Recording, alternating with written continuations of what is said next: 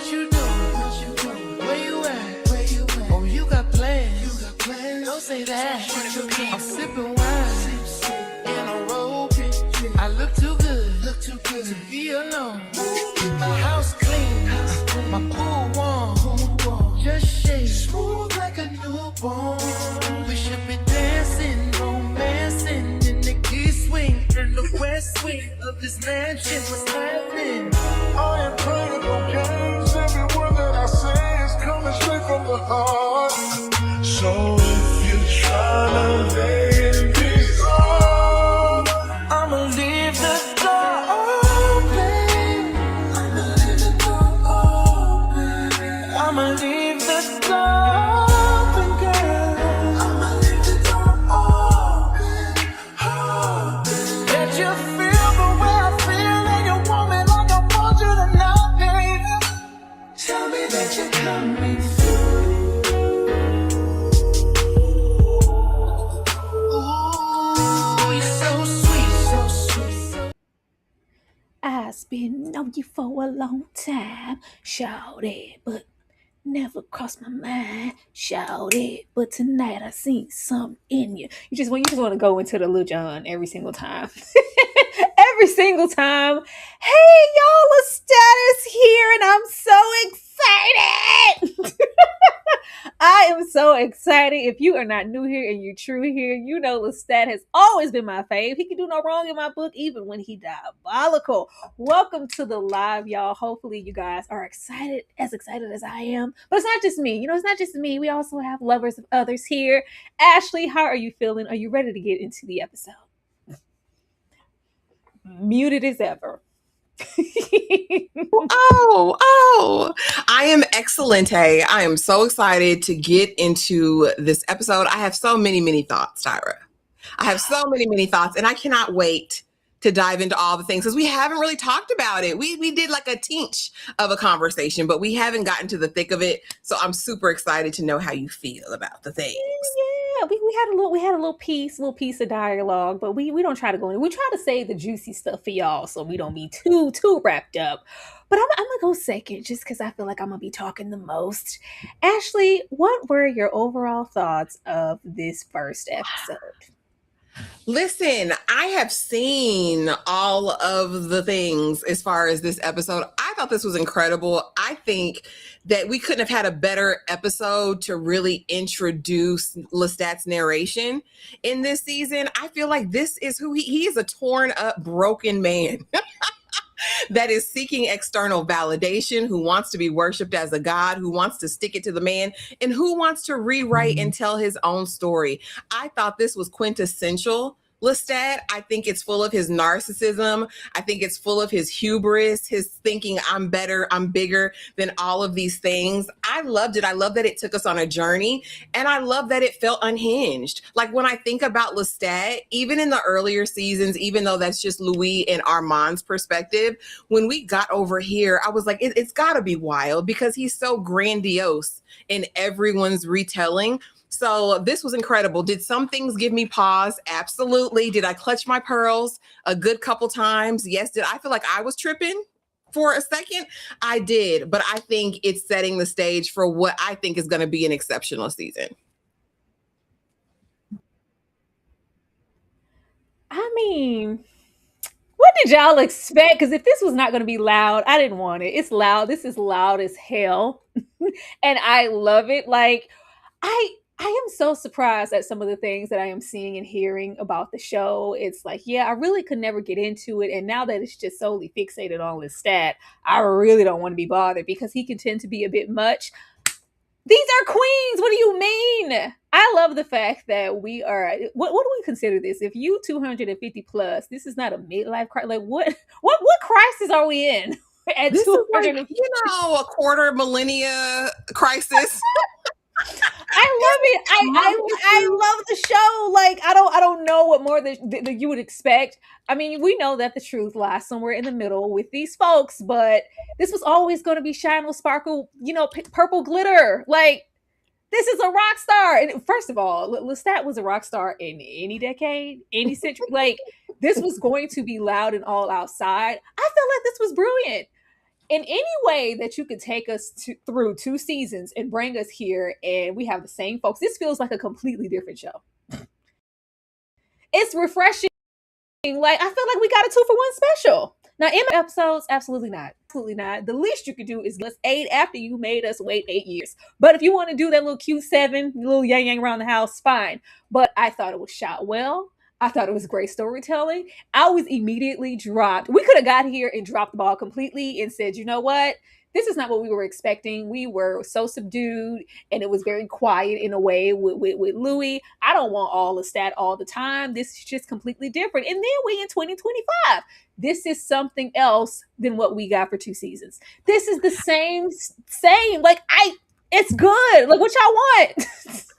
And really, I mean, and we have to give kudos to Rolin James and the writers' room and all of those people, because to me there is a finesse that they've displayed in all the seasons, especially when they're handling these characters. But the way that you can give us fully Lestat, but then you can give us the opening in the auctioneer house with Raglan, with Armand, with one-legged Louis, and even and even Daniel over there. It's like they're still fully themselves, just immersed in his world.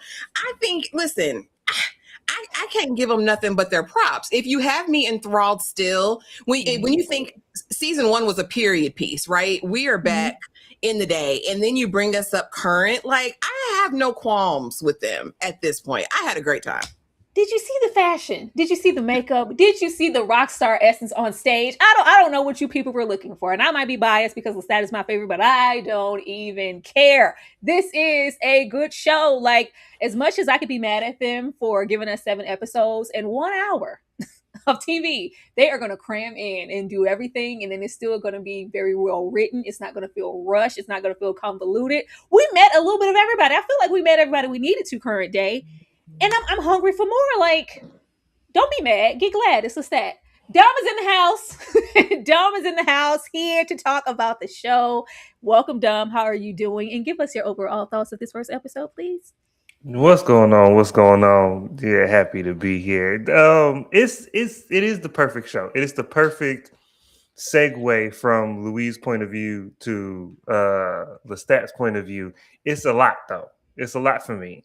It's a lot. But Lestat is a lot. It's kind of like when you had the Despicable Me movies, and the Despicable Me movies are great, and then it's like the Minions are great side characters, and they're chaotic, and they're comedic, and then you're gonna give them their own movie. You'll give them their own movie, and I gotta sit through 90 minutes of just that. It's a lot, but Lestat is an energetic character, a chaotic character, and this is exactly what a show, from his point of view, I think should be. And it was fine. I like y'all said, I like being in modern day. I like being a rock star. I felt like I was on an acid trip the whole episode.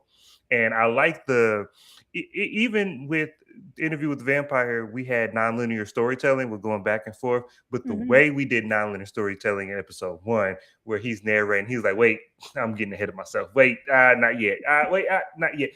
That was a good pace change and a good different way. Like you say, it's great that they renamed the show, because this is a different show and it's a different pace. So it's all good. 7 episodes is probably going to be exactly what I needed. After 7 episodes, I'm going to be tired. I'm going to need some liquid IV, and I'm going to need to recuperate. So I'm here for it. Dom, please. Ladies and gentlemen, there's a hater in the midst. That's okay, though. That's okay. Like, I don't understand what's not to like, especially if you've been following. We've made very, very clear that everything was all Louis all the time. Maybe some of Claudia when we were trying to be honest, and a little bit of that hater / gremlin Armand when he was found out, or when he was trying not to be. But we've never gotten, like, this is a theater queen at best. If he wasn't a vampire, he would have been somebody's theatrical Broadway queen or a rock star. Like, anyway. He's loud. He's energetic. It's like, it was going to be all of those things sprinkled in neon glitter and ridiculousness. He's so unserious. I didn't expect anything here that we didn't get already. If we got him in those small increments, what we felt like in Lestat's story, and it was that loud, I was like, babe, when they give him his own show, it's just going to be loud as hell. But I'm prepared for that because he's my favorite. Let me put this super chat on the screen. I don't know why this super chat section always wants to be weird with me. Thank you so much, Swank fan, for the super chat. Let me see. It's a super sticker. Said, how's it going? It's going great. We're getting into my man, my favorite. I feel like above all else, there are levels to Lestat and there's some nuance. Like all of this is persona. I feel like when we tear away at all of this, then it's gonna be like, okay, now we're getting to the root of who he is and getting more story than him just being over the top, rambunctious all the time. I think it's gonna be cute. I think so, but that's just me. Some dumb may think differently. Thank you so much, Trent, for the super chat. I need to text LB where she at. I don't know, Trent. Go see. I don't know, Trent. Go see. I'm not gonna text anybody. We're gonna appreciate who's here though. Thank you for the super chat. All right, let's get into the next slide, y'all. Now, getting here. Ashley, I am going to come to you because I just want to hear what you had to say first. What was the first thing that popped into your mind when you looked down and noticed Louis did not have a leg? Where is your leg, legless Louis? I said, somebody took you up on that offer. When you said, come see about me, I own the night. Here's my address. The security's on break. Come see about me. And I'm really disappointed because, Louis, I thought you had more in you. Now, somebody did bring it to my attention and reminded me, and we just rewatched this a couple weeks ago, that he always had a cane and a limp. Like that's what Louis was going to do because he had that ism. He's been a pimp, right? But now when I look down and I see a prosthesis down there in that shoe, what happened to your leg, Louis? I fear he and the gremlin got in a fight and he got Gremlin's eye and the gremlin got his foot. That's the only thing that I can think. But outside of that, I said, listen, the Pillow Princess came in there fine as he wanted to be. I said, now, Louis, damn it. Don't be just fine like that. He had the sponge coils, Tyra. I said, Louis, I said, you look good, Bookie butt. And then, I can't stand the gremlin. I can't stand his ass. But I said, he got that wet and wavy on Tyra, and he looked good too. I said, damn it, Armand, you look fine with one eye. I said, so the parts are missing off of everybody. And then I saw Raglan. Looking like Steve Buscemi to me for whatever reason. He looks like Steve Buscemi to me. He looks like he's always up to something.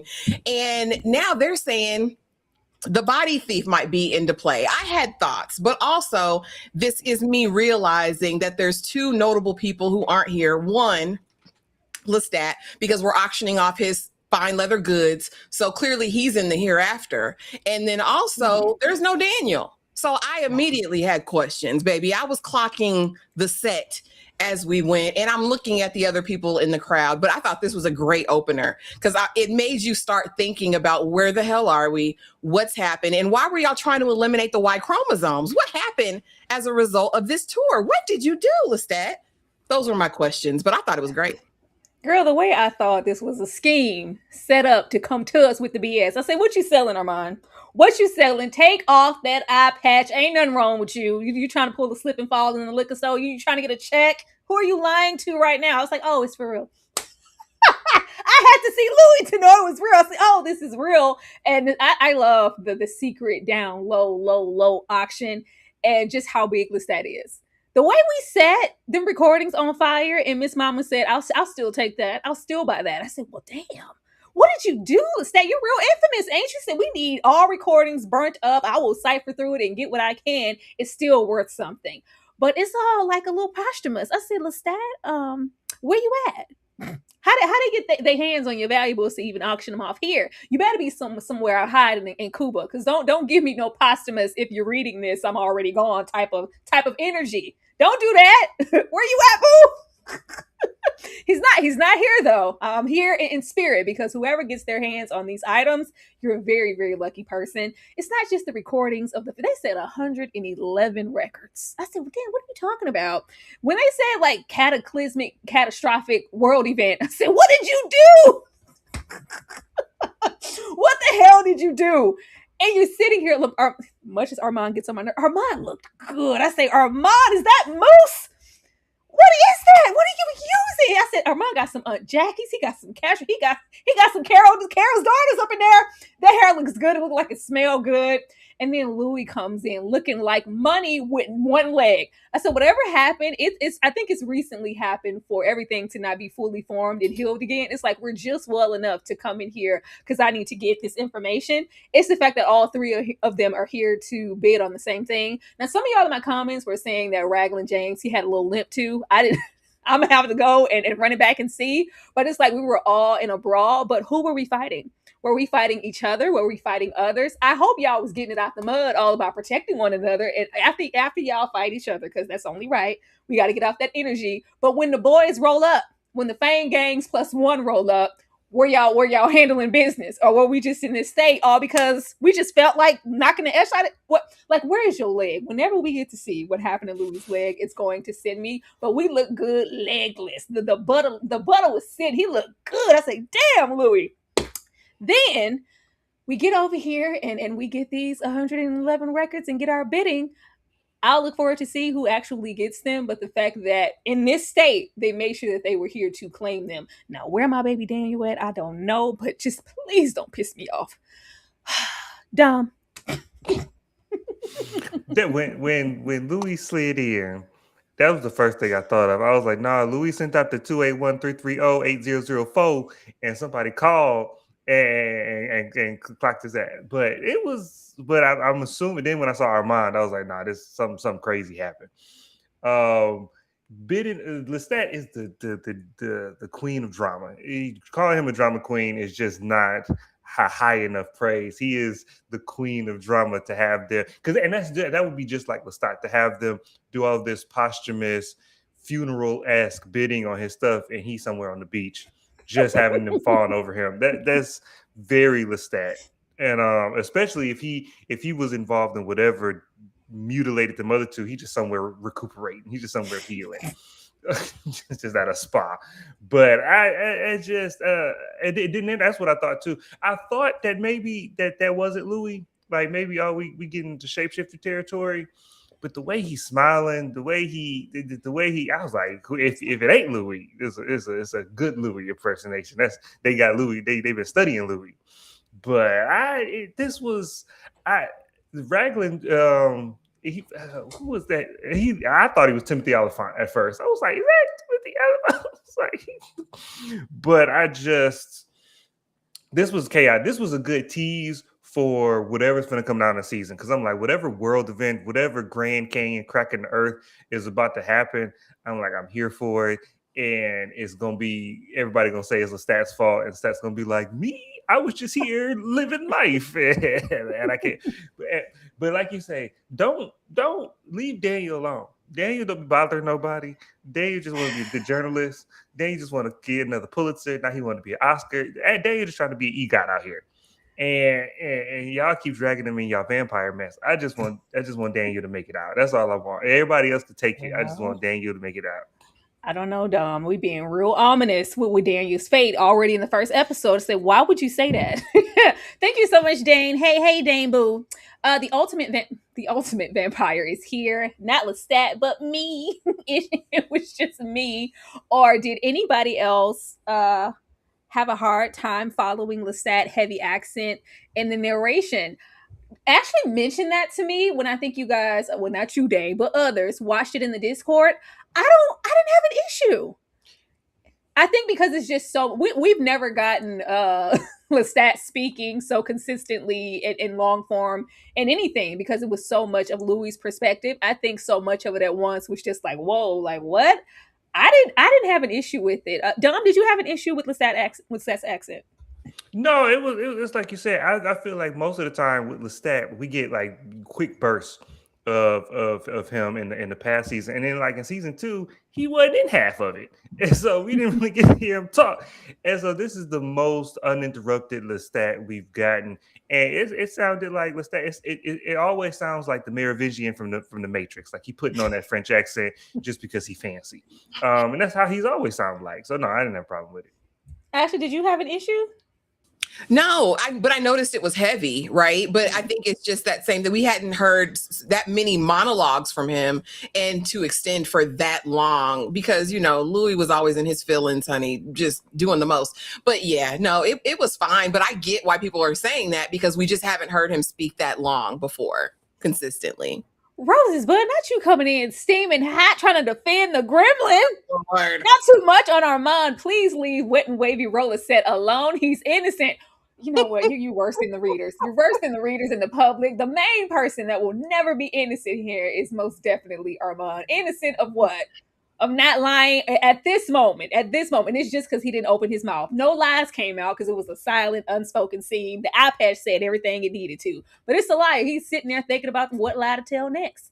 But let's get over here. Now, I just had to spend a moment here. The opening in the episode, I saw a lot of y'all say y'all didn't like the music. I was very surprised by that. Y'all say y'all wasn't messing with the Vampire Lestat band bops. I love the music. I feel like this invokes everything I miss about an OG rock star. Especially if we're trying to go into Prince, Bowie. I think you mentioned Freddie.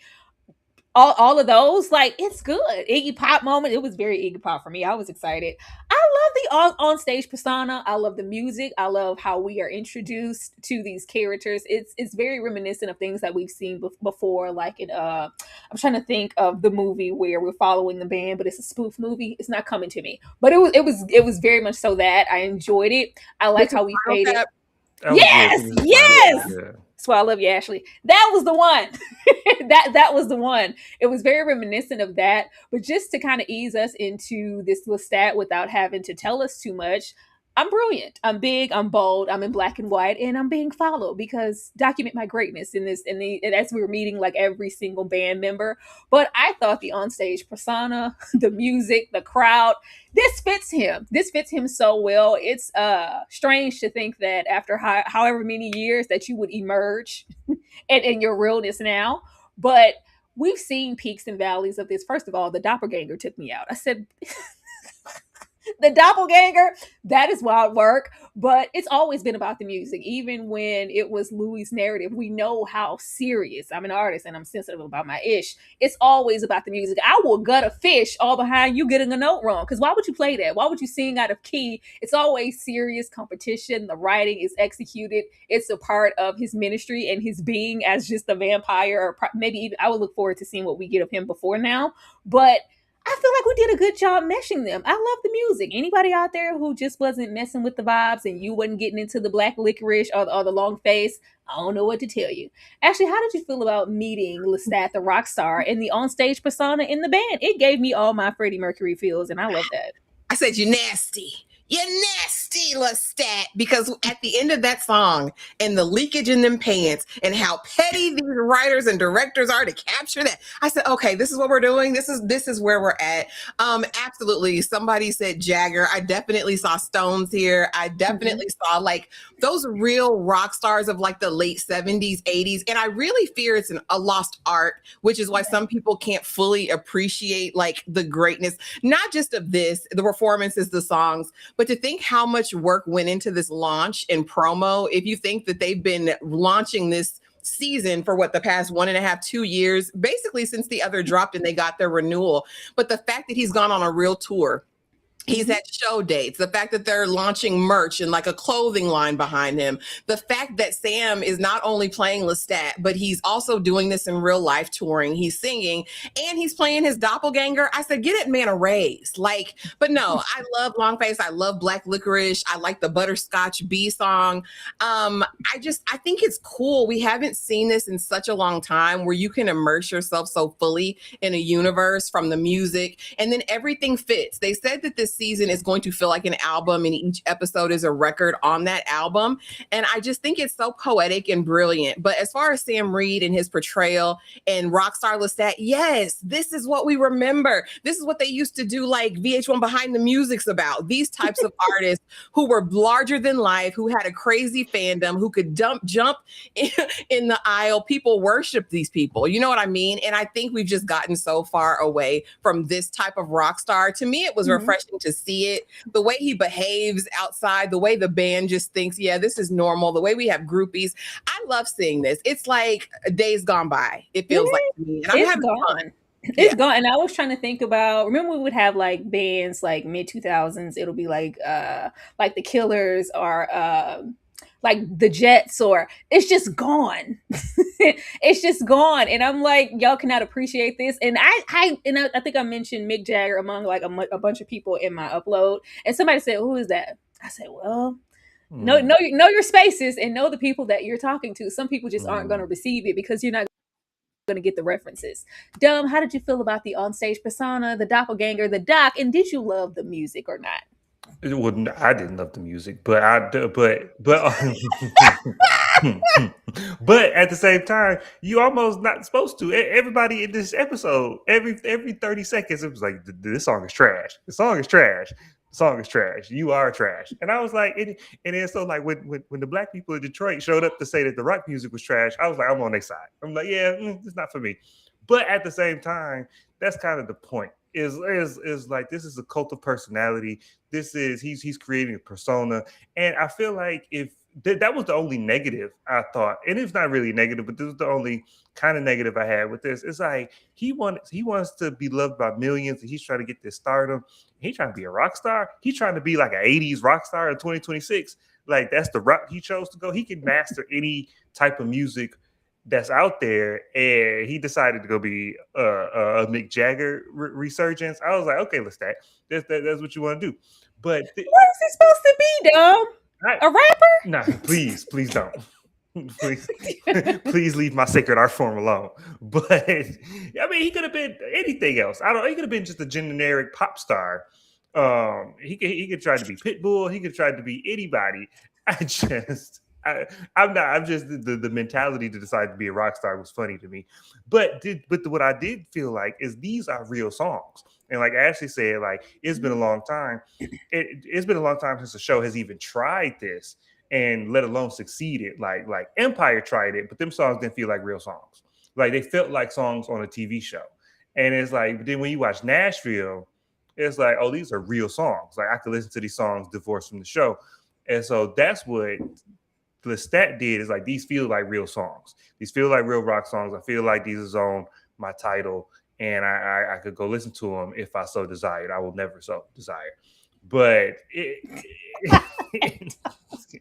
but do you think it's intentional? Because we do, and I'm sure we'll get there with the music, not having any vulnerability or transparency. Like, it's supposed to be vapid because currently he is like, I'm a vampire pretending to be a rock star, pretending to be a vampire, pretending to be. So maybe as we unveil more, if we ever get there, I don't know, and he's living in his truth, maybe the music will get better. But I like that if this is supposed to be the trash music, I like it. And I think he'll have like one, like a Bohemian Rhapsody, or I think he'll have a song that just like transcends, and it's like his real introspective. He's sitting at the piano doing all of this, and it's his magnum opus type song. I feel like that'll come, and that'll probably be the one I like. Like most artists, don't get a We Are the Champions. Yeah, every artist got one song that everybody like, and that's the one I'm gonna like. So, okay, I'm here. Whenever it's ready to pop out, I'll be here. But until the meantime, I'm cool with a long face. We just don't get any of this. Like, I'm taking crumbs. Oh well. I'm taking crumbs. Like, I like that we get to go and kind of live in our fantasy and in an era and I like a little piece of David Bowie or an Elton John type of moment. I'm here for it. I think it's fun. I think we're gonna see as he gets deeper, his writing will probably get, like, I think Books, Gers, and Purse said it in the chat, that this is a growing journey. If you listen to these first two songs, Black Licorice and Long Face, he's venting. He's getting all this up out of him that he's mad about. I hope we go super deep and intrinsic as the season goes on. It's got to. He's got to bare his soul at some part, like you guys are saying. He's got to. Oh, yeah. Because, like, I think one of the songs was about the first person he ever bit. And then it's like, when we get to a song about Louis, that's finna go. Whatever song he finna make about Louis is finna go. I want to hear the song about his mama. Just no music. Just no music video to that song. I want to hear that. But I wanted to get them out the way now because they are kind of essential to the narrative going. We have the onlookers who are just super fans. People dress whole cosplay down all about Lestat. But I don't actually think you're a vampire. I just like to come here and sing about butterscotch. Then you have the other true believers. I want you to sign my book. I know who you are, Lestat. I feel deep down you're a vampire. Maybe I can get a glimpse. And then you have these people out here who just came to collect. Because who said you can be outside doing what you want to do, being free, breaking all the rules? Not only are we going to take you out, but we're going to make a name for ourselves doing it.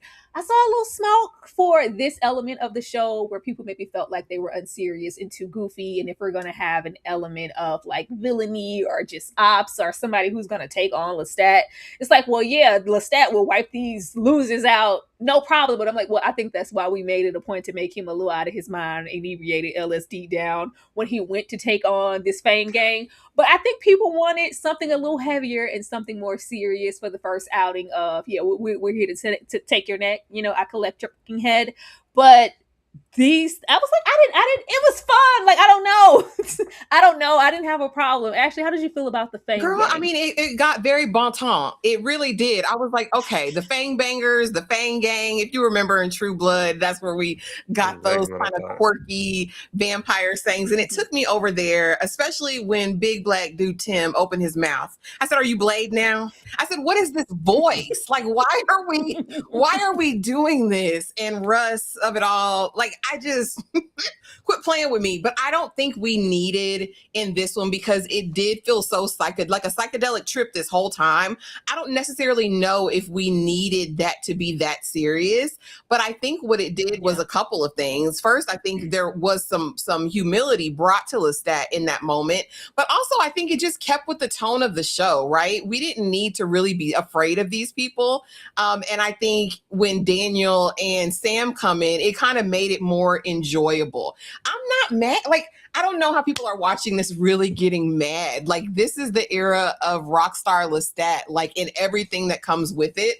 I thought these guys were fun. The hallway thing and us going, like I said, the whole Punisher moment, going down this long hallway with all of these threats. It was fine. I'm just really curious about more of these regional vampires because you know Lestat talked that. He said the regional, they're here. They have an edict. We know that the elder vampires are mad at everybody. First, Louis. Now you want to write songs and go on tour. We have to eliminate you. But I'm kind of like Lestat. He said, I got the blood of the princess. Like, I'm not too pressed. I hope eventually we will get some more formidable foes. I think if he hadn't been high out of his mind, he would have handled all of them. Piece of cake. Yeah. I don't need them to come out steaming hot, smoking with the enemies immediately because clearly these little petites, they don't even know who he is or like the real caliber. It's like we're referencing solely what we read in this book. I don't know. They feel like newly turned vampires and we don't know his caliber, his backstory, whose blood he has. To while you're not just going to roll up and have your way, and however many of y'all are standing here, it didn't need to be that serious for me. But I understand some of you people's complaints. Dumb. No, I don't understand the complaints because one, this is the same way Interview with a Vampire was Louis' point of view and his veneer over the story. This is Lestat's point of view. Lestat's telling the story. So Lestat looks at these regionals with disdain and unseriousness. So they're characterized with unseriousness. If he said Fang Gang one more time, I was like, these is the goofiest people I've ever met. But that's what it was. He's got a goofy voice. He's trying to be Blade. He's trying to make fetch happen. And this is how Lestat sees them, and I appreciated that, and I like that because then when he meets a real foe, when he's somebody that he's actually intimidated by, that's going to be sobering for him, and then we'll probably see them depicted differently as well. And so I didn't mind this at all. I did like the aspect of him keep calling them regionals because it sounded so dismissive, and it felt like that's why they didn't fully appreciate who he was, because to call them regionals, to be stuck in this specific area probably for the whole time they were vampires, versus Lestat, who's probably the most worldly traveled person on the planet. Yeah, Lestat don't ever, he been all over the world. It ain't nowhere he ain't been. So it's like, you been here, you regional, you peasant, you uninformed, you uncultured swine. That's what he was called. He was like, these uncultured swine, I'm here for the night, you'll never leave. And that's like, he was acting like the person who made it out the small town. and went to college and came back and you still working at the diner. Like, this is how Lestat's energy was, and I absolutely loved it. You got to understand Lestat's character and point of view, and we're watching the show through his eyes. And so you gotta take some acid, take some LSD, and be along for the ride. That's just what this is, and I had a good time with it. I got that too, Dane. If Reid is or Roz is the black, deep voiced OG werewolf from the underworld, I could see that reference. That's what I felt too. Y'all gonna stop playing with Blade. I didn't get Blade. I ain't get Blade. I ain't get no Blade. I don't know. Some mother always trying to skate. Don't I skate uphill about Wesley? I ain't see that. I saw something goofier, but all right. It was a parody. Remember those OG parody vampire movies? I would have gave it that. But I'm here for the region. I'm here for the regional vamps. Like, it's right. It's like, okay, you're either that's right above. It was the Sticky Fingers Blade. That's what it was. It was the Blade TV show. There we go. TV show. I'll take that. I'll take that. But Wesley's everything. Let's get into my boo Daniel. Let's get into my bookie Daniel, because who you feeling like, Daniel? Daniel! It's only been 2 years. Daniel is too well adjusted for me. Daniel! It's been 5 minutes, Daniel. Daniel is running around like he has been a vamp all his life. You couldn't wait, Daniel. I love this dynamic. The moment, this is what I was waiting on. And going through, meeting the new folks, the band, all cute. I'm sure he'd be weighing Christine down as the manager, getting on her everlasting nerves. But it's like Daniel is chilling. When he called him a Contessa. And he's like, yeah, welcome on to the back of the bus. See you next Tuesday. Like, first of all, this man down here that y'all keep saying looks like Armand. That man is whoever used to come down to Dubai and service Armand and hook Daniel up to IVs, give him his medicine. He would always say, like, yeah, on the record. And he would go, I'm not here. Don't talk to me. He was very connected to Armand. The fact that he's over here sitting next to Daniel. I said, what y'all doing? What you doing, Daniel? How you got the man who was over there with the gremlin with all of his powers, and he's sitting next to you for what? Doing what? Capturing not what? Not the Talamasca dude. No, not the Talamasca dude. This dude down here in the black and white, very bottom photo. A lot of people were comparing him because I think everybody's waiting for Daniel to get over there with Armand. I don't know if that's something I want to see. Please don't.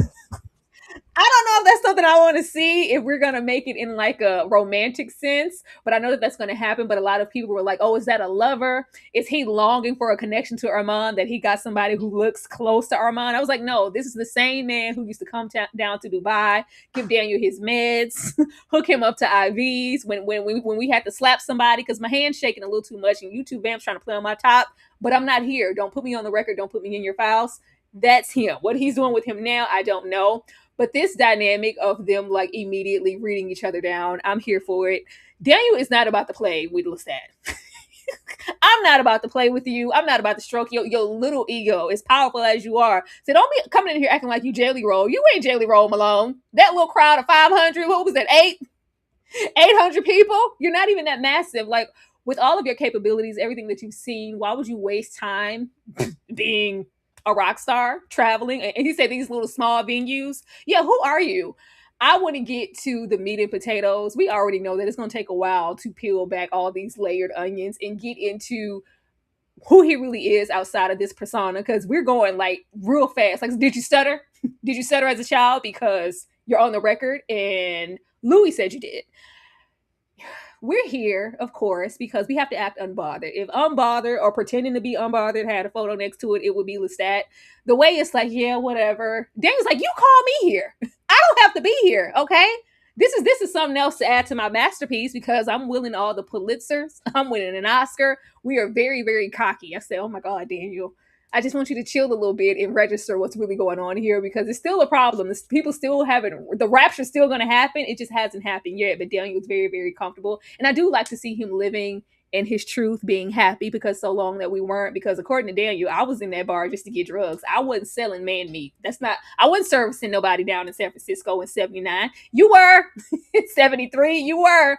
But it's like you called me here and now you want to act nonchalant as to why we're really here. You want to set the record straight, you want to talk, then let's get into it. But I think Lestat can read that and he knows that he's not about to play with you. And I'm not impressed. I love all of this dynamic and I want to see it evolve. Ashley? Yeah, the biggest revelation here to me, of course, was, did I stutter? Was Louis there with me when I was growing up in the French countryside? Did I threaten No. Claudia with grape on a train? Hell no. I didn't do this. Look at your source, Daniel. While I'm texting moi and toi and me and you and me. I said, okay, listen, Lestat, I need you to not be petty for a second. He was not thinking about Listen, that. the reason you said toi is me and you. I know Lestat. I know. It was not. How would he know that? Big Stat, not the little one. He read the book. It's in the book. It was in her journal. You think he would be that petty all about Claudia at this moment to name a random text thread, with his mama? Yes. You know what? He can't never catch a Look break. at it. It mirrors the relationship. I mean, in a way, right? This is his mother. Louis was Papa Louis for a minute with Claudia, like me and you. I like, as soon as I saw that, I was like, Lestat, you're petty. Daniel, on the other side, thinks that this is going to be his big thing that's going to set him into orbit. We're going to Cannes with this. I'm going to get that Oscar. That Oscar. I said, Daniel, stop it. Now, as far as Dr. Reid, I don't know the history in the past. I'd have to go back and really look at that man. However, don't tell me. Don't spoil it. He looks like a 50-year-old Armand doppelganger. He looks like Armand's big brother. So as long as I don't have to see Daniel getting his cheeks clapped by Armand, I would rather see it by Dr. Reid. So if that's what it is, that's what it is. He looks good. He's fine. I said, Dr. Reid, I didn't know you looked so good. All right. I liked it. But as far as Daniel and this dynamic and the whole, you hate being a vampire. You're still in your post-traumatic vampire transformation phase. But once you're out of that, Daniel, we can really have a conversation. That's kind of the meat of where I'm wanting to go with this, to find out, because Daniel, of course, this is the gift I always wanted. I asked for this back in the day. So now I'm moving into it, but I think Lestat sees deeper than that. So I'm really hopeful that we're going to get to the bottom of really who Daniel is, because all this bravado is cute. We know this is Daniel times 100, but I really want to get more into the inner workings of this thing and see how he and Lestat's relationship develop. Because right now, like you said, my songs are my rewrite, but this documentary will be the liner notes. That's the reason you're here. And another reason to give a dig to Louis. Like, Lestat is petty. Y'all, he's petty. It is what it is. As he should be. Dumb. Right. I love Daniel Malloy just because I love any journalist that's a real journalist. And Daniel is smart. He connects dots. He can read between the lines. He understands context, and he's a real journalist. Now, Daniel, we took 2 seasons to break down Daniel. We broke down Daniel. We had him on the floor in San Francisco begging for his life. We had him on the chair going up and down, staring at the TV. We done broke Daniel down to the bones. Now let Daniel put his chest out. Let Daniel sit back with his swagger on. I love this Daniel. Daniel, my favorite character now. Well, he's always been my favorite character. And then now he's doing this documentary, and he's still the investigative reporter. He just wearing Lestat down, and he gonna get down to the meat. He gonna get down to the nitty gritty, and it's just don't show me Daniel doing the bending. Don't just him sitting back sipping on something with his hazel eyes. That's all I need. When he told Lestat they passed Ford Field in Detroit, he was like, Jelly Roll just performed right there. What you doing? The pettiness, the sarcasm, and then he got a little action when he pulling people's heads off with the chain. I'm off for it. This is the Vampire Daniel Malloy in my mind. That's the show I'm here for. And so he dealing with this, and when he irritated with Lestat, I'm irritated with Lestat. Like, we got to deal with this man child. We over here professional. I got a Pulitzer. I'm finna get another one. I'm finna get an Oscar. I talk your stuff because he was humble. He was humble. He was like, I'm just an author. I'm just a lowly. We that's over with. I'm top 2, not 2, Daniel. That's what I'm talking about. That's what I liked. I need more of that. I need 7 more episodes, 6 more episodes of Daniel talking this big one. That's all I need. Yeah. I was looking at y'all in the chat, y'all. That is for Reid. I double, triple checked because I was like, he looks familiar, but I don't really know who he is. When I looked, I was like, oh, okay, this is old boy from Dubai. I don't know what he's to Daniel right now at this moment, but I can't wait. But I just hope that we don't so much get into just wild vampire antics. I want to still get into Daniel the journalist because he was so smart and on the money before, and now you're a vampire. That just heightens every sensibility and ability that you had prior to that. So now that we're super journalist and a vampire, I feel like them skills should just be super duper top tier, and I want to get into that. And he's uncovering some more mystery, but fun. I like to see Daniel have fun. When she say, "Hey, Poppy," he said, "Who giving me some neck and a little cocaine?" I said, "Who, me? Hell yeah, come on in here, Daniel." I said, "Oh my goodness." Oh my goodness. Love this for Daniel. He been sat down for far too long, so let him talk his stuff. But let's get into why we're really here, because you're not going to act unbothered all the time, Lestat. We know that you care. If you didn't care enough to set the record straight and what was said about you in that book, you wouldn't even call me to be here, Doc or not. But we don't start off that way. You know, you got to remember we left. Did you hurt yourself? we had a nice, calm, precious, come to Jesus, all about who we were in the past, who we were now, who we were to Claudia, how we wronged her. I can't wait to see her hunting y'all asses to death. Can't wait to see that. But now that that's all out the way, and that gremlin is left in the rubbish of Dubai, he said, "What's up with me and you? What's up with me and you? I'm gonna call. We're gonna get real intermission tip. I'm gonna play some of my song." He said, "That's nice. It's nice or whatever." What do you mean nice? You know what? I feel like my music should be better than nice. It's not, because you're not evolving. You're not changing. We're just past those hurdles, and now you can really come back to Montreal. And I'm saying come back because this is the new New Orleans without the hurricanes. Still the broken French. We can even pick up where we left off. That's the energy it's given.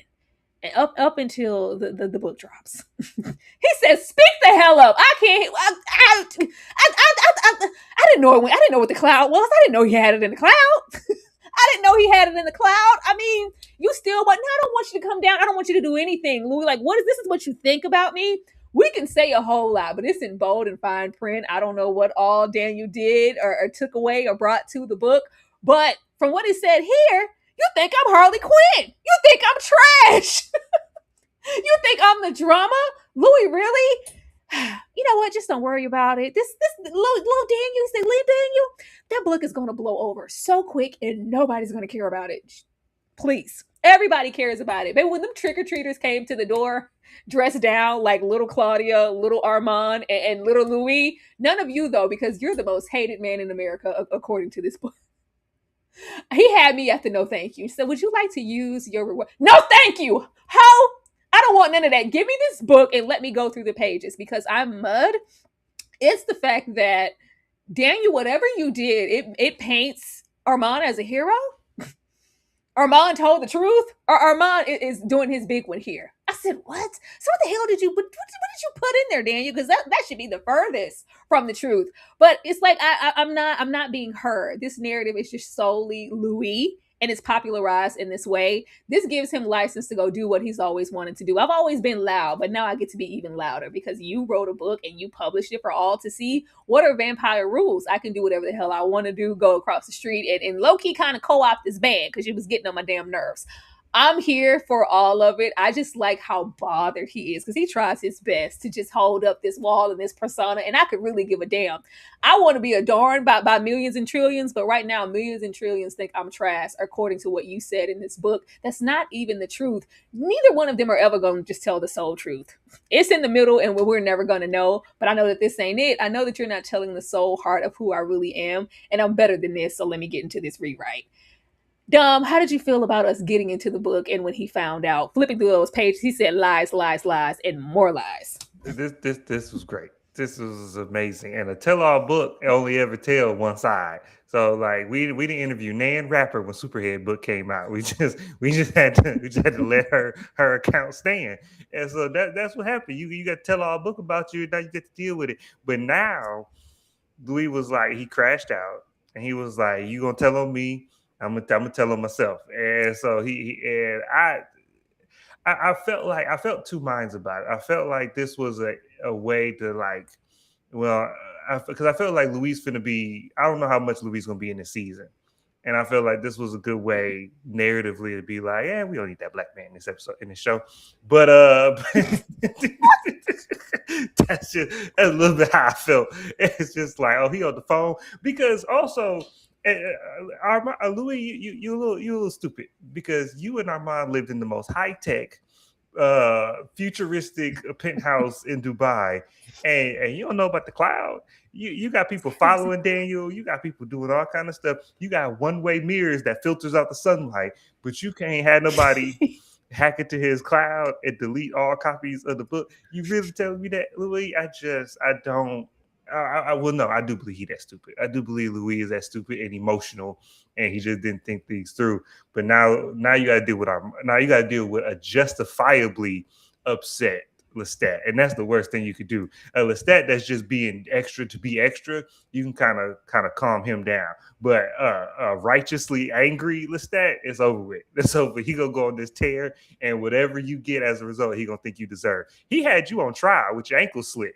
And he was sitting there waxing poetic in the theater. So what he about to do now? He's just about to go on. He's about to be a hurricane, and I can't wait.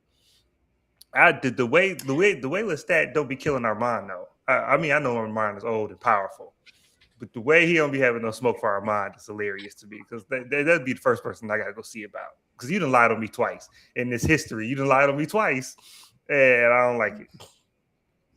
Well, you know we hold Louis to a certain thing. He said, I thought you loved me. Ashley, how did you feel about the no, thank you.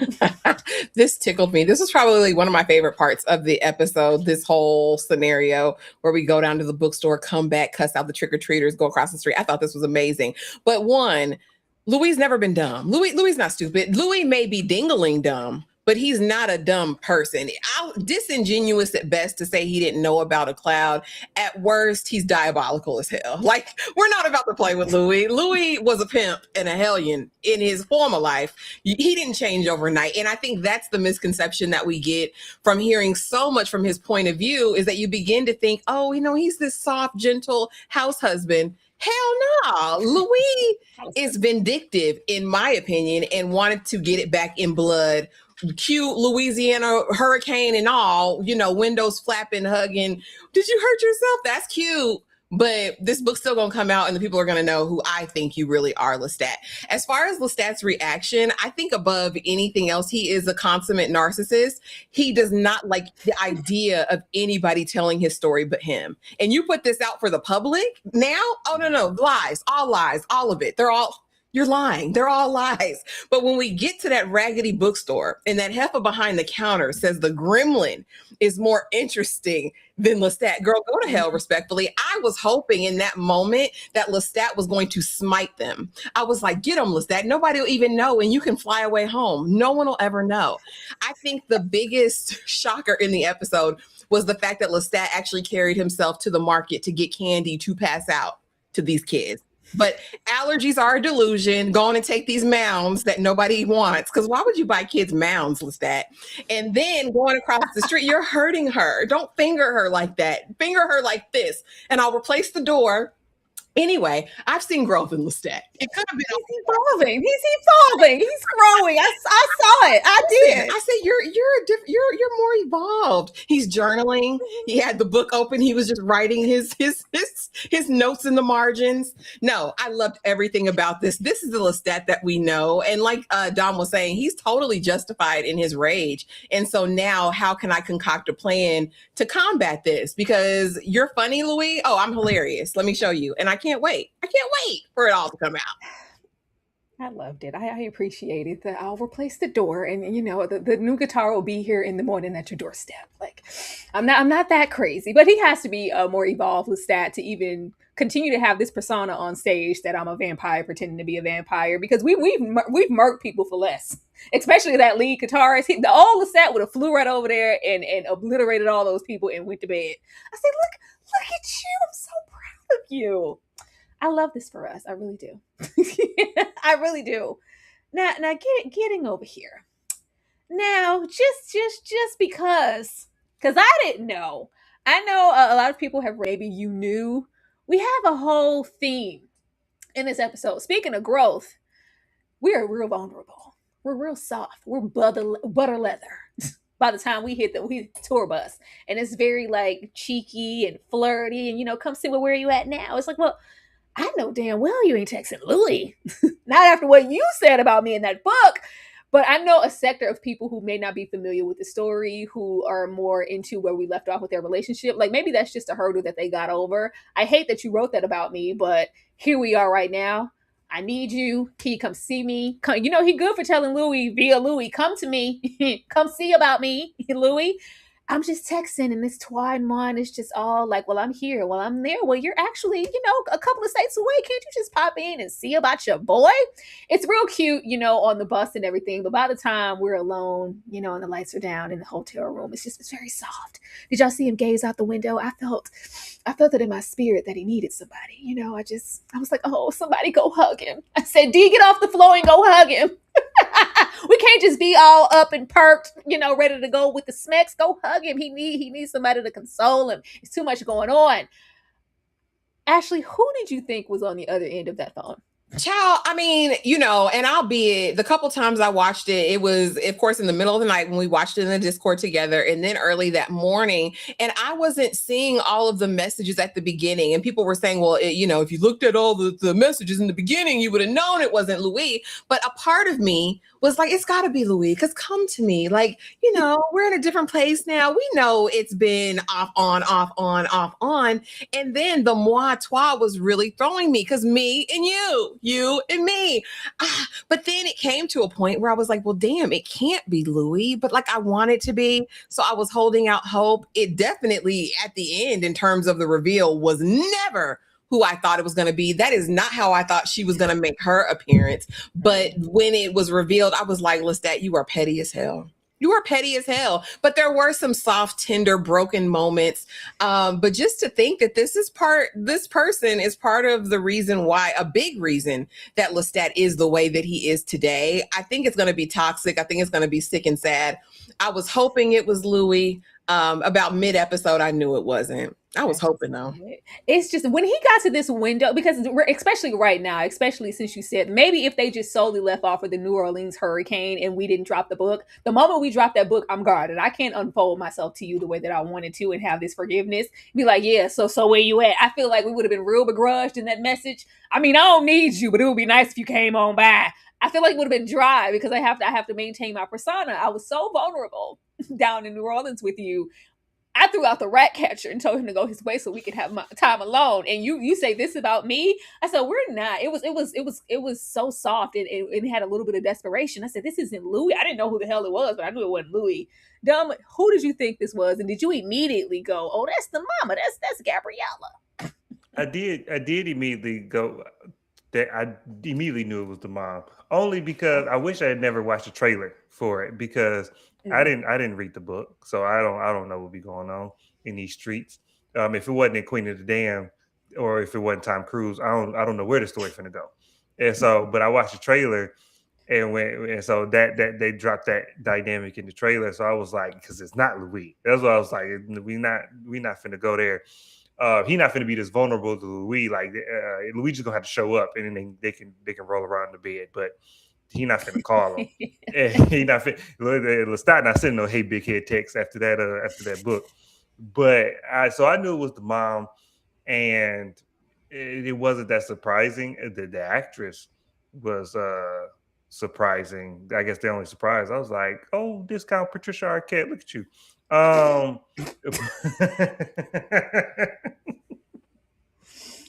Or Gillian Anderson. It's just 1 + 1 = 2. But seeing this vulnerability in Lestat in the midst of all this chaos, and seeing him reaching out to somebody and reaching out to home in more ways than one is going to be interesting to see this double-sidedness of him, and to see, like, to get to the real center of his issues. And they take mommy issues to a whole different level with this. But I guess when you're talking about immortal vampires, it's got to look different than ours. So that makes sense.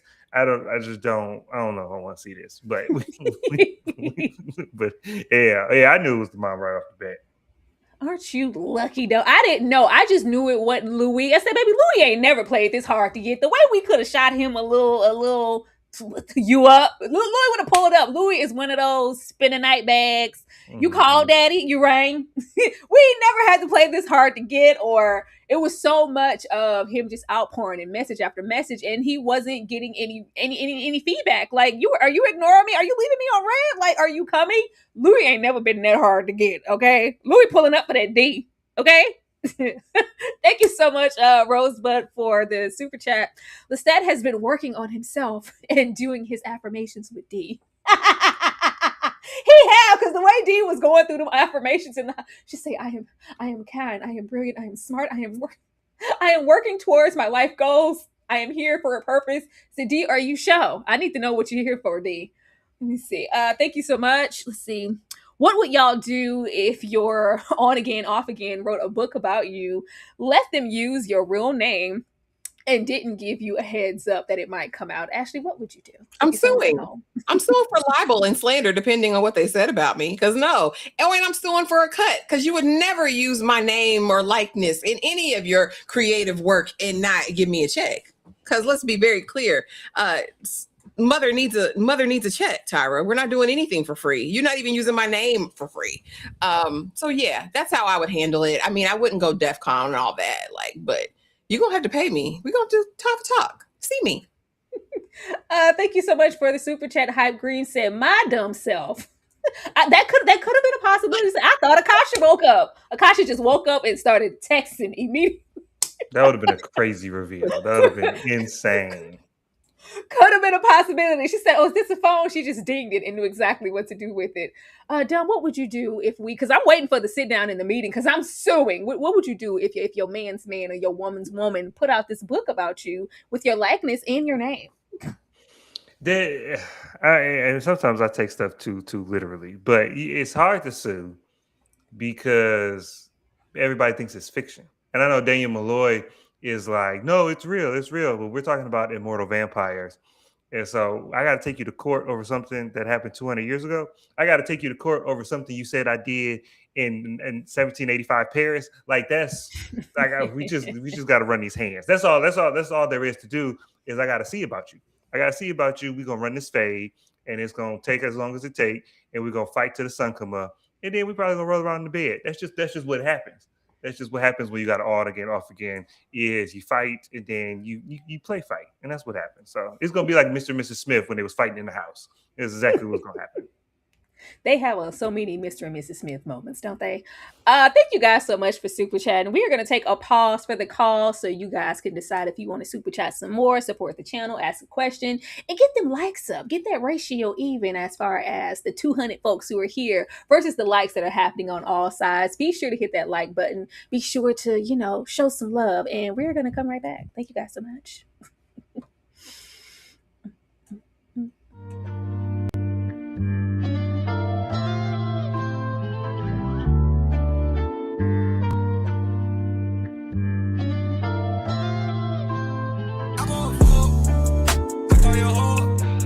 Fucking short.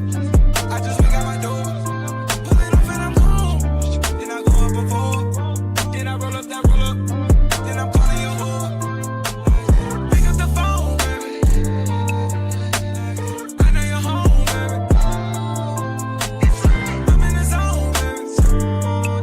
Short up. Just put up before, baby. Never will I cheat on you. Never will I commit treason. Blowing the bag on you.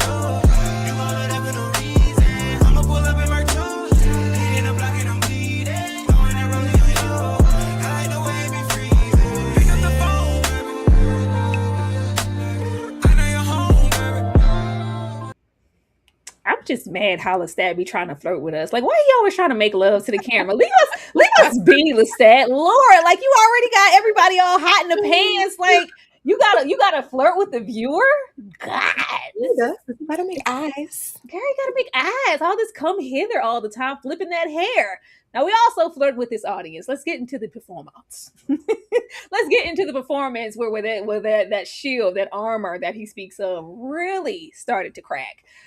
Sir, the way that we zoomed in on every little morsel of LSD, MH, LMNOPs that she put on her tongue before she steered her happy self up there. But we had this back and forth energy with the lead guitarist, who was formerly the lead of the band. Since we started, I was like, oh my God, is Lestat gonna kill him? Is he gonna be a victim? Because, we've taken people out for less, but it's just like, you're not doing what I need you to do. He said, church. He said, take us to church with the tambourine. I need you to go around down at the Baptist all about that tambourine. I need you to do what I tell you to do, and I tell you to do it. I want to control every aspect of this music. It's my creation, my sounds, my songs, my muse, things that I've written. But it's actually trash. It's actually void.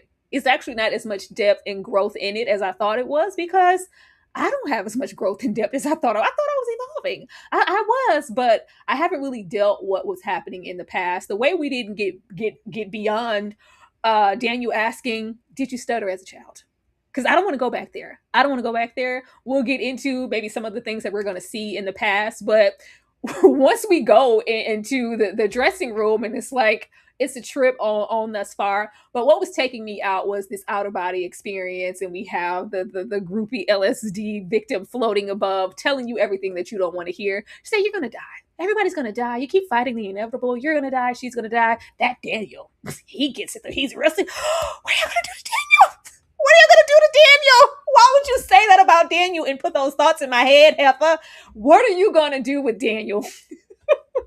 It's all a moment on stage. We do get to have this breakthrough of him realizing, I've been holding my band back all this time when I thought I was having all of these moments in the music. It's really been stifling to have all of these thoughts that I'm suppressing with everything else. It's just a full circle moment. It's funny to me with how old he is. It's like, you're old as hell. We've been dealing with the same traumas over and over and over. And now is the moment that it's like, I might need to deal with those things and grow as a person. It's like, oh my God, you're so messy. So absolutely messy. But just being faced with that, as well as immortality, in the fact that no matter how much these fans or whatever may adorn you, or what could happen in the future of millions and billions and trillions, it's still never going to be enough, because we know exactly who you are. Do you know who you are? You might want to go in the past so we can see, and I cannot wait to see. But leave Daniel alone.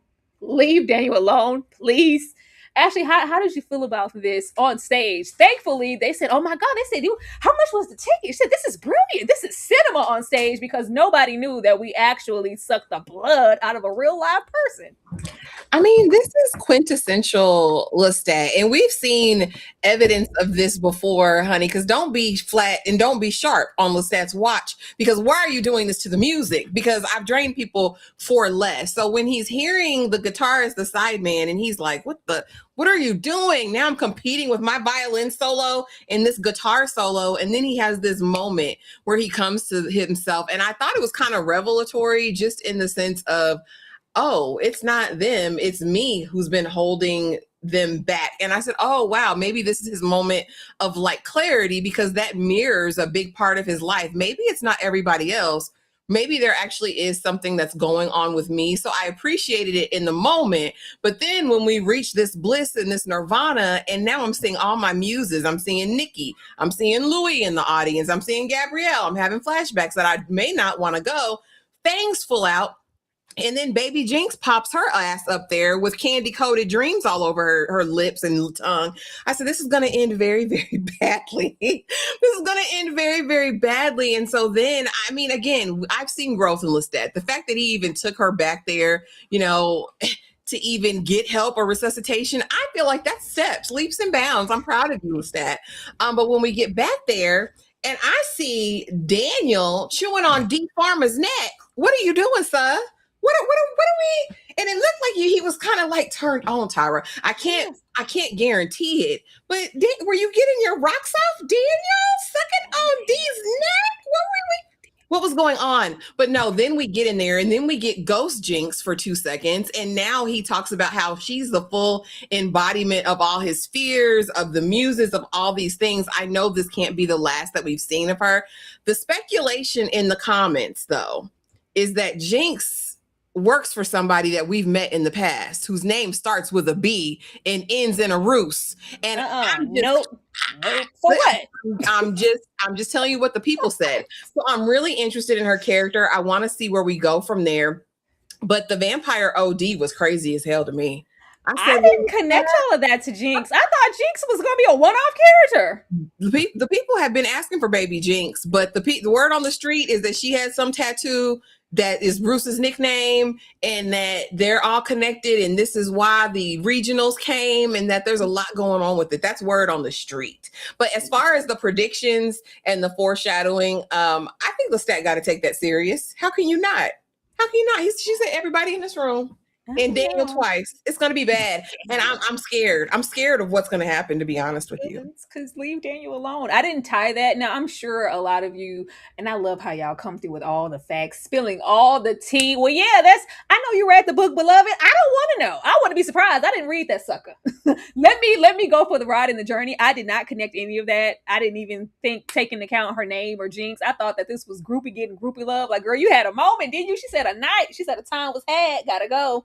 I thought that was the last that we were going to see of her after the elevator. Dom, how did you feel about this trip? I thought that she was just groupie number 7 when she dropped on the stage, and then I thought he was going to turn her. That's what I thought. I thought when we brought her to the back, I thought he was going to turn her, but it does show a little bit of growth that he just didn't leave her bloody on the stage. But also he's still pretending that he's not a vampire, like it's all an act. So he still got to cover his tracks a little bit. And I thought it was funny when he came in. He was like, "Does anybody not deal with an overdose?" And he was like, "No, I'm talking about me." But I'm hoping that Daniel, in his new vampiric life, has now been able to like live in his truth. I don't need all Daniel been through now. He don't need to be in the closet no more. He did that wife gone. His daughter's grown. He immortal. Go get you some. If you like the man salami, go get it. You grown now. Then you super grown. You're gonna be grown the rest of your life. I don't need Daniel to start to fight who he is anymore. Go live in his truth. The floating revelation was hilarious. And it's funny that everybody that's gonna be dead was not in the auction.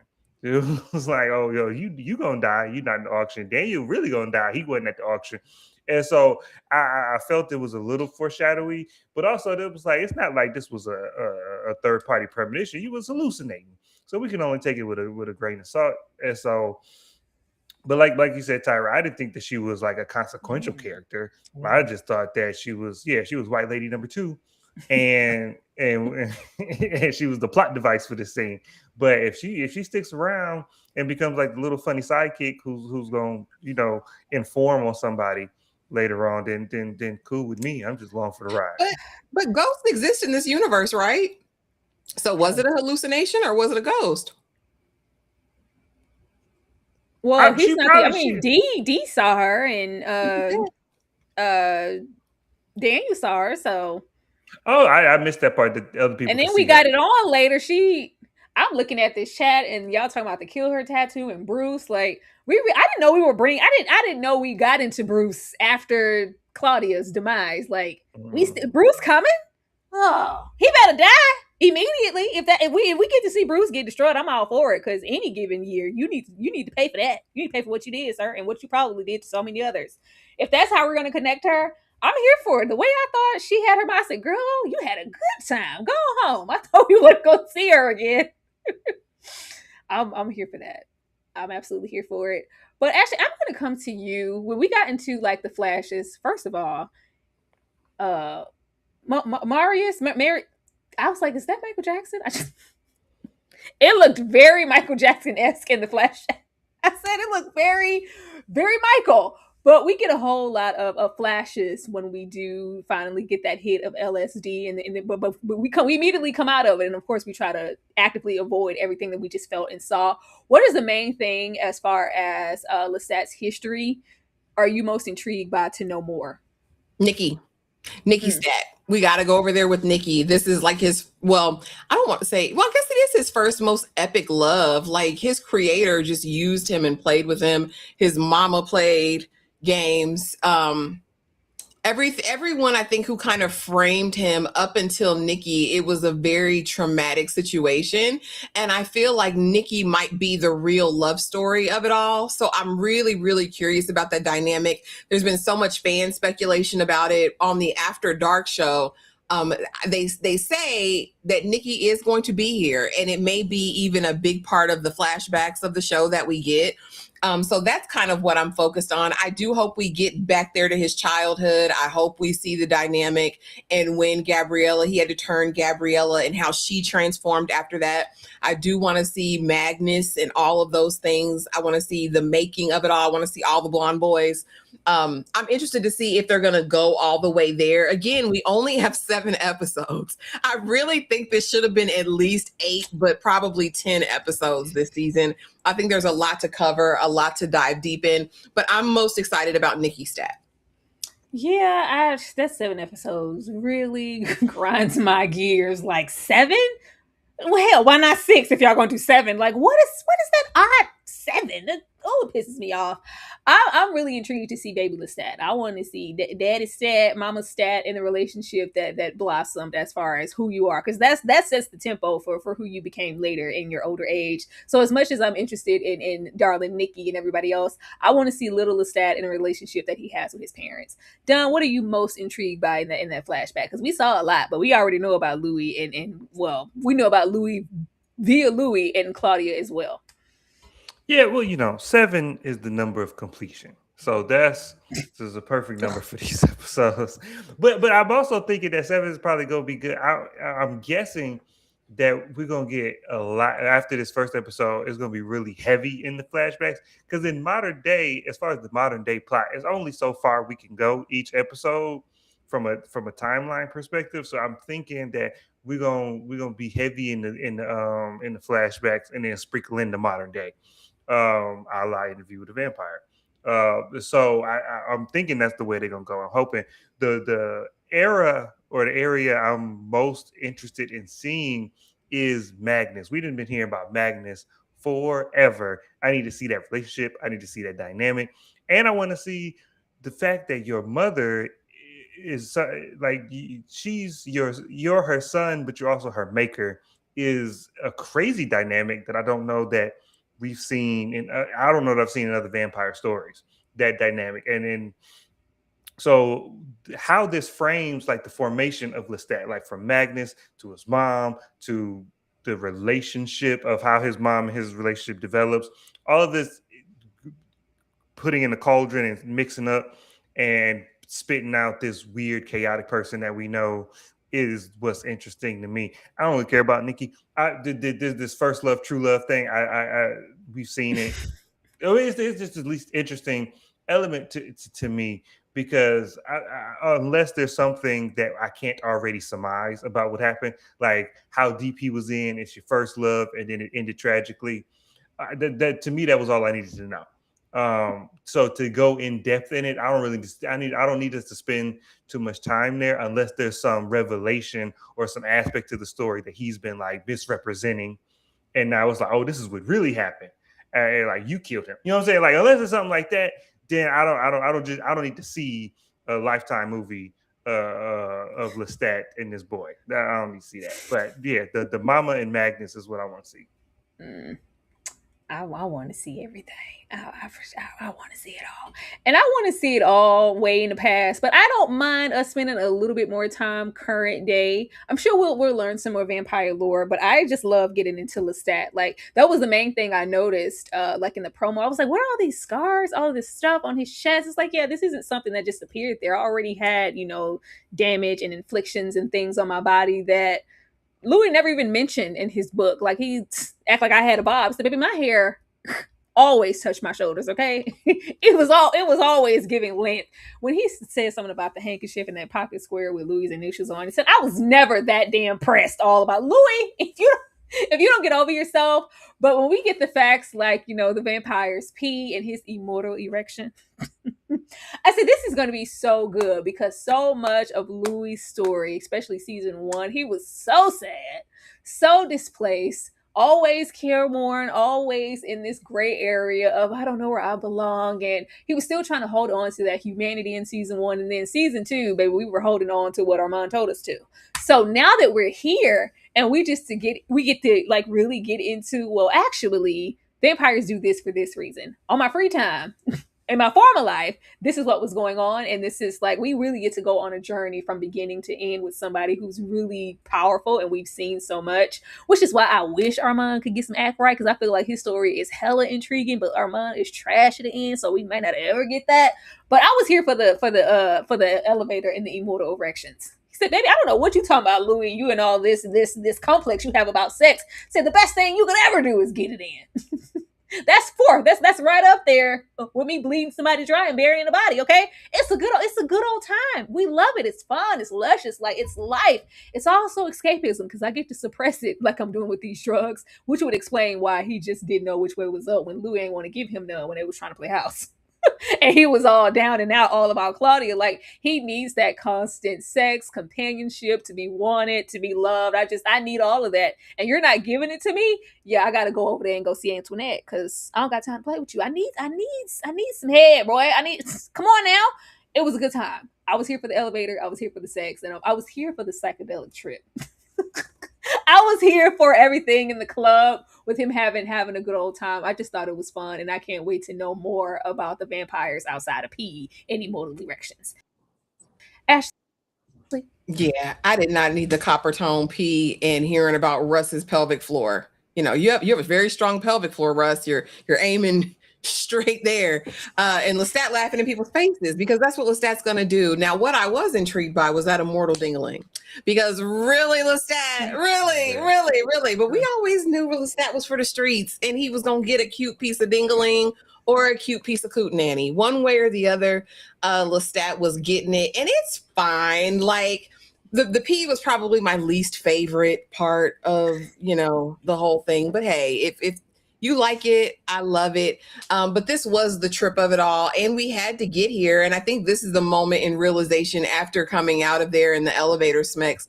Oh, I'm not all the way here. I've been poisoned.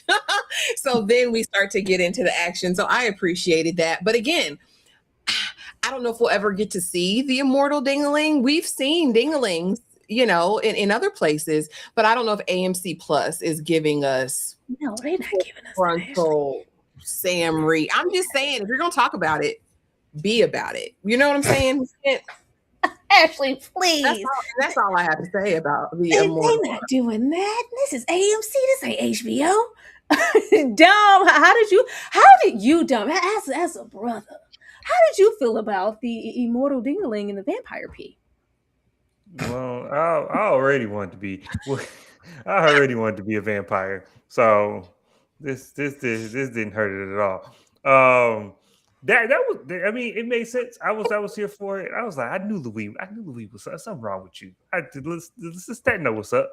But the pee was unnecessary to me because one is not a thing I needed to know because we already know you cry blood. So I assumed all bodily fluids was blood. I mean, I don't need to know that you pee blood. And then also, why do we gotta champagne it away? If I come in the bathroom and it's pee in the urinal, I'm like, well, somebody need to go to the doctor. But I'm not being like, the vampire was here. Like, that's not the dots I'm connected. So I don't understand the secrecy around the pee blood. But Lestat is. He's just so extra. He's so extra, and so the stuff he decides to include in the story is going to be extra. But I did not. The elevator scene was great, and then his voiceover of this is great. This is the best thing smoking. It's so refreshing because everybody be like, oh, sex is just this. it's this bonding between souls. No, I'm 200 years old. This is fun to me. This is how I keep away the depression of being 200 years old. Is just it's time to get it in. And that to me was the most sane take on being a vampire that I've seen. And so that part I love Lestat. Lestat's character is super consistent. If nothing else, Lestat gonna be Lestat. So I was happy. Ashley, what is that face? Because Mina Ruth, and I love you, boo. I know you was here in the original days when we was covering this, but they never show any men's peen, regardless of any show, to be honest. Girl, have you been watching the shows that we've been watching? We see peen every other day. Every other week. We see you unwanted peen. And just like that was making it a point to show us peen. 7 Kingdoms, even. Maybe we got. I want to say 97 Kingdoms had way too much. They had schlong everywhere. Like we get a lot of unsolicited peen and dingling around these parts. I was just maybe not on AMC, but on HBO, they gonna show you some full front. And I saw good and moist and freaky and inner thigh before we step off the elevator. He said, D, honey, D, sweetness, turn that way. Anybody who thought, I knew that D was human. I didn't think that D was a man. I just want to know if there was an aspect of someone trying to be a familiar here. Like, you can suck on me, do everything you want to me. I'm a locally fledgling at times. Like, because will you turn me? Like, are you trying to be down? Like, what are you gaining from this, D? That's what I want to know. D gave them affirmations like, okay, this is just the internship, and I'm saying, what are you getting, D? Besides D, and having some good drugs, D. What are you getting from this? That's building your life so immensely. But face the wall, you're not gonna want to see this Buki. When we step off, it's a movie. It's a whole movie. It's a good time. As much as I enjoyed the combat, I already knew where this was going, baby. Y'all not be hitting Lestat. What you think this is? This is never going to be that. I even enjoy, like, first of all, I already knew who DJ Sam was over there when he had his Daft Punk going on. I said, Sam, please. I love how we had Daniel and Sam run up the stairs with the save. That was great. I love the inner monologue as the fight is going on. And it's like, well, I didn't even do nothing to deserve this. What have I done that was so bad? Like this double standard. Y'all been living outside, breaking rules, going against them commandments, that vampire lore for forever now. All I did, well, Louis wrote the book. Louis did it and Daniel published it. Like I am evolving, okay? I didn't even tell my personal up close folks, my band members, that I'm a vampire. So what did I really do? Like, it's like, this isn't fair.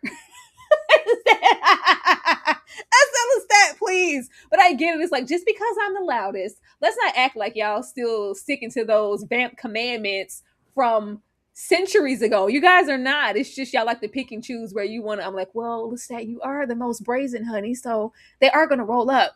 When we got to the point of, okay, we're about to behead him, and he shows that, we're the OG children of the darkness who are coming. It's like, oh, you goddamn Armand fanatics? You got this tatted? He said, have you ever met him? What's wrong with you? Armand told the truth? Do you know him? Have you seen him? Because if you know anything about Armand, you know damn well he ain't never told the truth about a damn thing. What? It's like, if this is how I'm going to go, whatever. At this moment, I'm like, how are we going to combat this? We made it very clear that management, band members, a few people have made their way into the hotel room that we were trying to get up to before we got it in the elevator. How do we talk moments like this back? Because I haven't even revealed, truly, it's still clothed in secrecy about my vamp history, all the way down to my band. Up until we bust down the goddamn door and we're sucking blade light dry. And it's like, what the hell? You're actually a vamp? Like, it's like, well, wait. We have, known to be in the theatrics, maybe this is a trick. Maybe this is a show. Lestat, how he be doing. Lestat flies out the damn window. I said, Lestat! Oh my God! We can't come back from flying out the window, bro. Like, you flew out the window and everybody saw it. It's up, it's open, and it's loud. We don't know who all was up there. The people who are closest to him were up there as far as management and music, but everybody, it was other people up there too. Like, you can't walk the book back now. You can't hide anymore. So I'm really interested in that relationship unraveling. But the fact that that exposure and the fact that he turned and saw Daniel and it's like, did you stutter as a child? You're so against confronting those things that you flew out of the damn window. Crazy. But I love this scene. It was fun. Ashley? Child. I said Lestat looked like old boy from like Martin when he got beat up in the ring. I said, damn, Lestat, I didn't even know you could get beat broke like that. Like, his face was twisted and contorted. I said, poor baby Lestat. But no, this was very, very, very good. I enjoyed this scene. I enjoyed Sam and Daniel coming to the rescue. And I also liked Theater Day Vampire. What are you doing here? Oh yeah, the Talamasca. You know, I was working for them, and Lestat's like, well, fine, he's here to help me right now. I have to deal with Sam later. Interested to see what that dynamic's going to be like, because you were there, Sam. What are we gonna do, and how are we gonna sit with this? And Daniel, honey, like, I mean, springing into action, Captain Save-A-Ho. I said, where is your cape, Daniel? I loved everything about it. I said, you better ride for Lestat. Go on, do your biggest one. Now, as far as Lestat, he higher than Cooter Brown over here. He, can't stop talking about these regional vampires. It's no wonder they all came to kill him, because the Fang Gang, that's what y'all are doing? Like, all right. But when we get out there in front of everybody, I said, all right.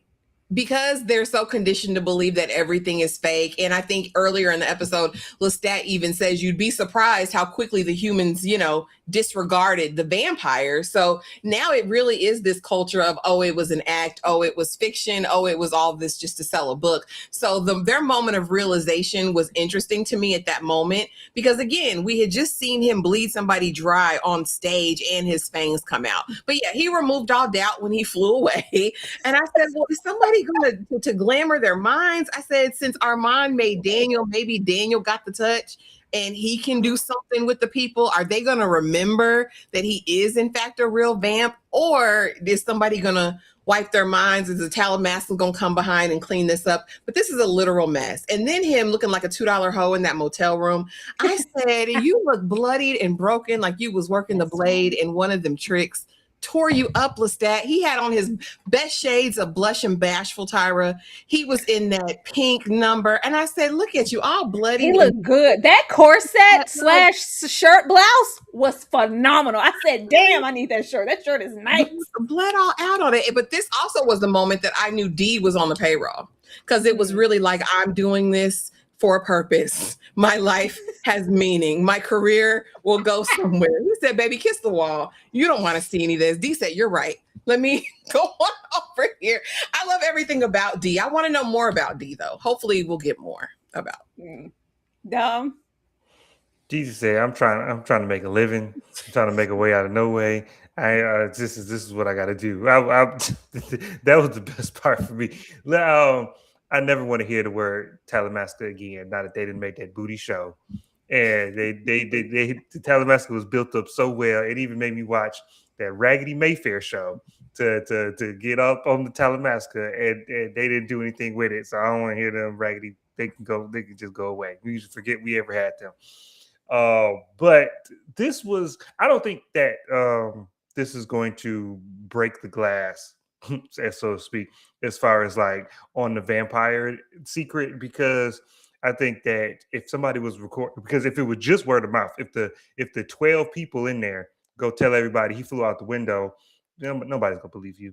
And then if somebody was recording, it was CGI, it was all theatrics. So I just think the way that we put this stuff under the rug is going to be too easy. It would have to be like if he did this at the stadium. Like if he ever got to Ford Field and he played for millions, then maybe. But I just don't know that this. I still think the vampire secret is not all the way out, even after he did that. Daniel don't miss. Every time I see Daniel, I just like him more and more. He came in, he was like, "You're not finna kill my Pulitzer." I said, Daniel get this Oscar, even if you got to kill for it. And I appreciate him. This was the best way to end this chaotic episode. Is in such a chaotic way, and the action was really good. Like Ashley kept saying, it was like something like Punisher or Daredevil, and Lestat got his butt whooped. And to me, that's a great way to introduce a character on episode one. Is like you gonna either introduce the character down and out and at his worst, and then we get to see him rise, or we see a character on top, and we see a character that's already on top, and we're gonna cut his knees out from under him, and so we got to see him climb back to the top, and that's what I feel like they're doing with Lestat. And to see him on a vendetta, on his righteous path of being vindicated, trying to climb back to dominance, that's what I'm here for. I'll watch it. Yeah, I don't want any glamour to happen. Maybe, whoever else was there, the little unmentionables. I really want to hear the conflict in the outpour of, you're really a vampire, like what does that mean? But you were so kind to us. Like you came and lifted us up out of out of nowhere and made us this band. Like, how do you feel about taking lives? Like, we're people. Are you gonna kill us? I want to hear that back and forth and what that means, even if it's just within the band. But you flew out the window, Lestat. We can't walk that back. We can't come back from that. So even if we glamour them later, just let me hear them talk about it right now. Thank you so much, Rosebud. Anne Rice was very fond of Lestat's character. I think that Gabriella was embodiment of part of Anne. Oh, this makes sense to their relationship to me, and how and how it's written or portrayed. I don't know. I mean, So Ashley Rice is freaky. Yeah, Anne Rice was real freaky, especially for her time. Like, she was outside in a major way, but in the relationship sense of son and mother. Yeah, Ashley, you go. I had to do some reading because I think it's giving very much Oedipus Rex over here. It's giving very Oedipal. It's giving very, very, very kinky and freaky, and this is going to end in disaster. But when I looked into it a little bit, and you book readers, fill me in on the backside, but from what I've read, when she was sick, Gabriella, whatever, whichever way, she was sick and dying. So he basically had to turn her if he wanted her to live, but she was always mistreated in her relationship. She was already kind of neglectful and all of those things. When she was turned, immediately it's like she had autonomy, and she really no longer wanted to be recognized as his mother. She almost wanted to become very masculine. So she cuts all her hair off. She's really walking in kind of this different era. They've also talked about how when you have the vampire maker fledgling situation, it also shifts the dynamic of whatever was in the human world, right? And so now it's something completely different, but that she always really kind of wanted to abdicate that part of her life, like the motherly part of it. And so I think he was always seeking that, and it just wasn't something that she was willing to give him after the turn. I feel like she was really about her.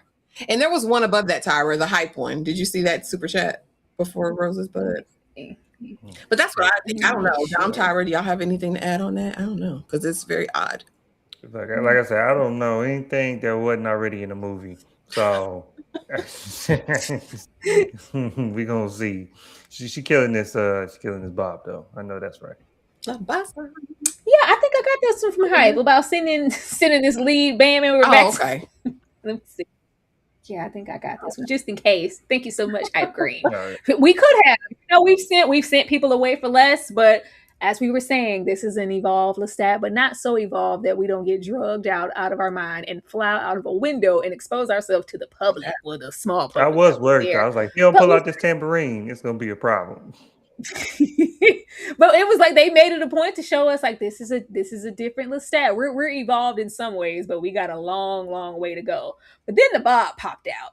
We look bad. I was feeling mighty bad. I was feeling mighty low. The way he just so broken, bloody, and bruised. I was like, oh my God, you look so beautiful. 5 minutes ago, before you stepped off the elevator, you were serving. It was see you next Tuesday, all day. And then we have the dispute in the hallway, and it's just, I need somebody. Are you gonna? I say, baby, they not coming. If you send one more text that doesn't get a response. But it was so desperate. I'm not used to having him in such a desperate way. It's like I need a higher depth of connection that I can't even get from the likes of a Louis. I just like that every point of this episode was giving I was a person, and I've had so many lived experience before I ever met Louis and before how I was represented in this book, and you guys are going to get to see it. But when the Bob walked in, I said, "Oh, it's your mama." It's your mother, Lestat. Like, oh, I knew it wasn't. I don't know who I thought it was. I thought her reveal was going to be different, and we were going to meet her a little later, even if it was just in the next episode. I thought we might see her in the past first, and then see her current day. They said no, she's popping out right now. I said, oh my goodness! It was the sigh of relief in the broken. I've gotten myself into a little trouble. I've gotten myself in a way that I don't think I can get out of, and I just need some help. I just need somebody. I just need someone here right now. It's just, I was like, baby, you've been in a way quite a few times since we've met you. She ain't roll up when she ain't feel the need to roll up when your name was written in the book of Claudia in blood, and when you were thrown in the heap of garbage, surviving off of them rats to even come back. She has not rolled up, but this is the time where it's like, I'm coming now.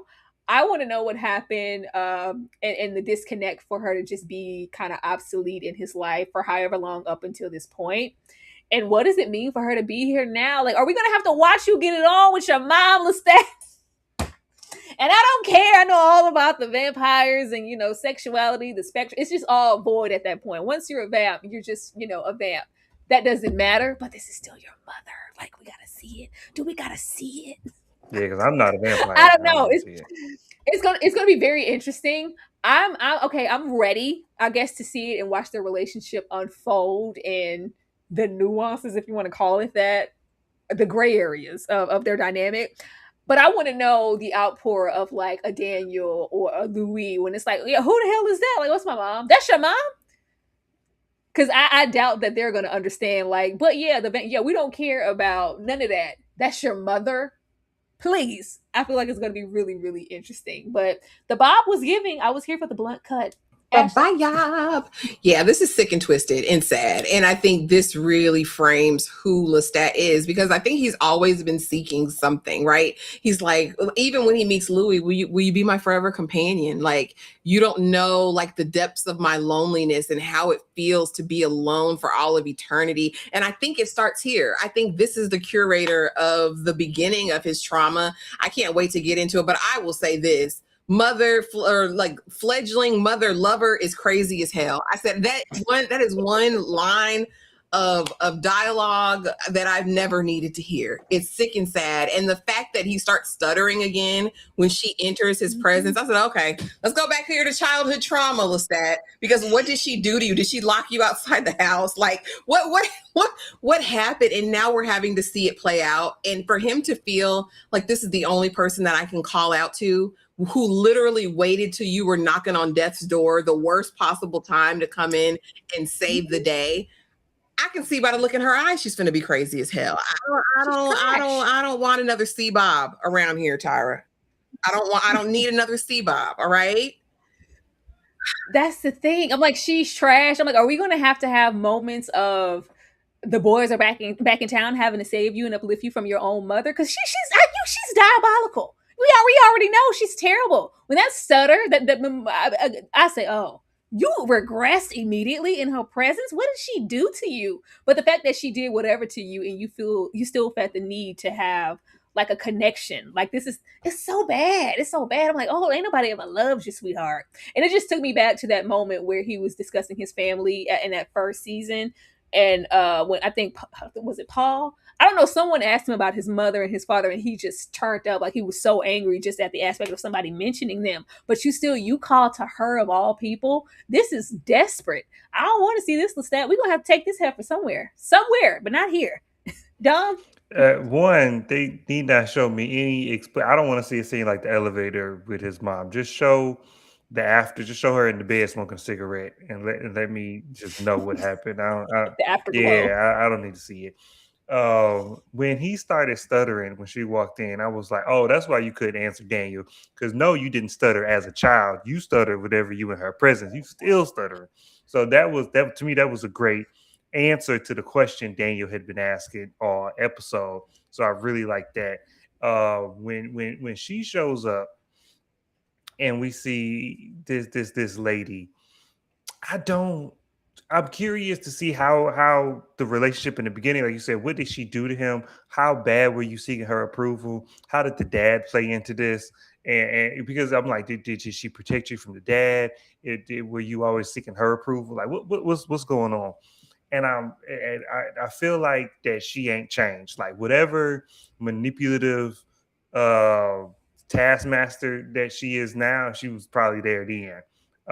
In old France. What I don't want to see is this lady trying to do a French accent.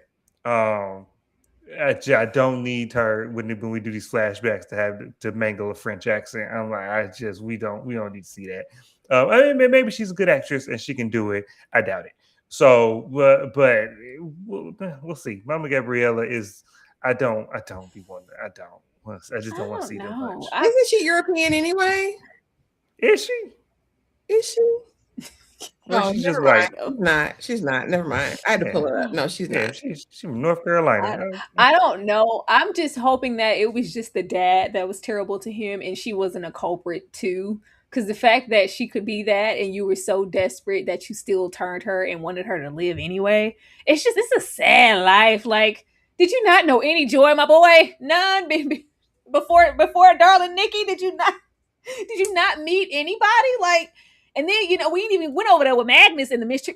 You know what? Mother knows your heart. It's okay with that. Mama always knew. I always knew.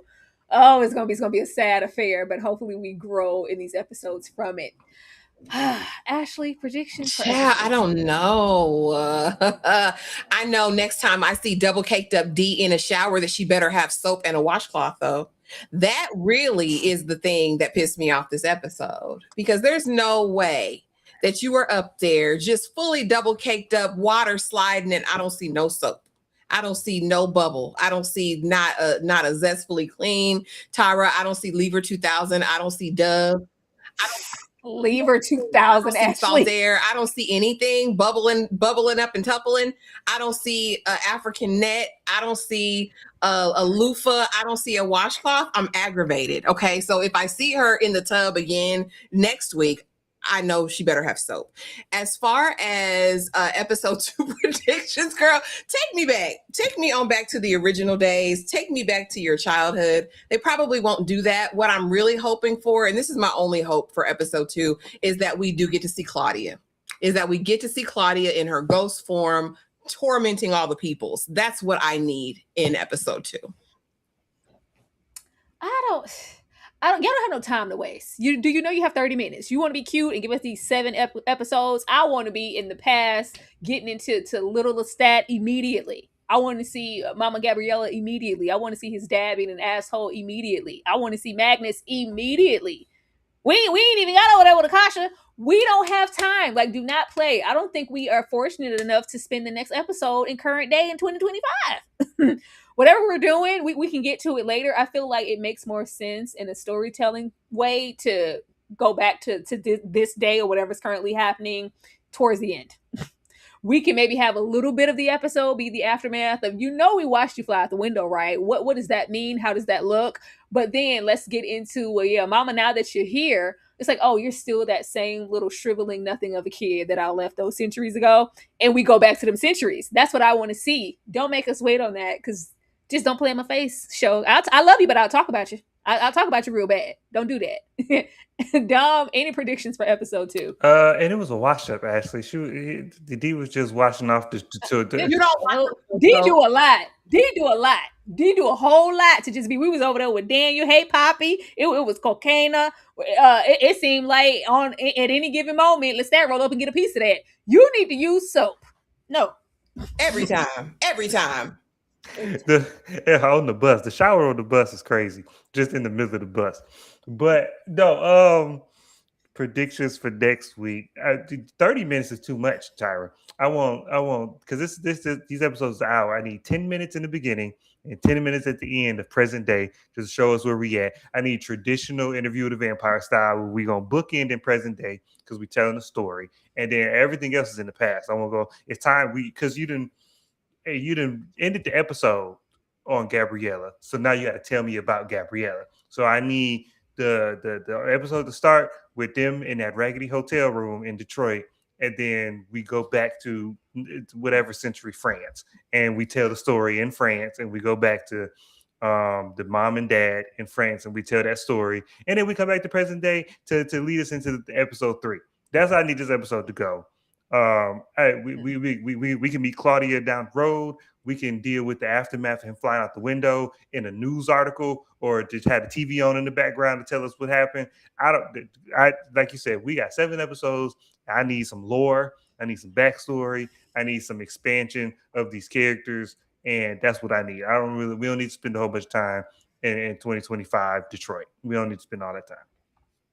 We do not. Maybe if y'all had 8 episodes, y'all could cater to Detroit a little bit more, or whatever city we're going next to. Y'all don't have it no more. Just stop it. Y'all, that was episode 1 of the Vampire Lestat. Dom, I'm going to come to you first. Let the people know what you got going on. Did you drop a video? Microphone's on for this latest episode of the Vampire Lestat. Well, it hasn't dropped yet. It's in the queue. It's in the queue. It's coming. It's coming. But I did. There is episodes on the YouTube. There is videos on the YouTube. I did drop a video yesterday talking about this Apple TV show, The Savant, that may or may not be coming. They pushed it. They canceled it. They re-released it. So we're gonna see if they're gonna actually release it. But it looks good. This week we're gonna do Disclosure Day. It's a holiday in my house whenever Steven Spielberg drop an alien film. So we're gonna see Disclosure Day on Thursday. So we'll talk about that. And then Apple TV again with this show Sugar. I'm gonna recap and talk about season 1. Season 2 comes out next week, and I'll be talking about that. So come on down. We're gonna talk about it all. Ashley.